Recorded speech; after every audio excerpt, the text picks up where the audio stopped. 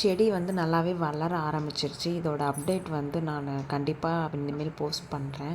வெயில் வந்து சென்னையில் அடிக்க ஆரம்பிச்சிருச்சு. வெளியில் தலை காட்ட முடியல. வெயிட்டு காலையில் எழுந்திரிச்சோன்னே பார்த்தா 2 கிலோ ஏறி இருந்துச்சு.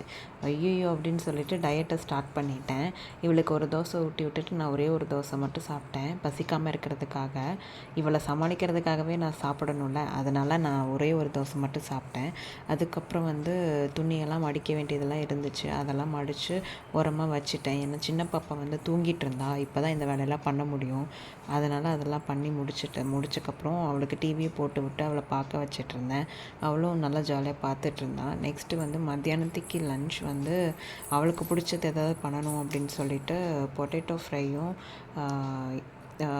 வெரைட்டி ரைஸ் மாதிரி பண்ணியிருந்தேன். அதில் வந்து நான் கொஞ்சோண்டு எடுத்துக்கிட்டேன். ஒரு கை ரைஸ் மட்டும் எடுத்துக்கிட்டேன்.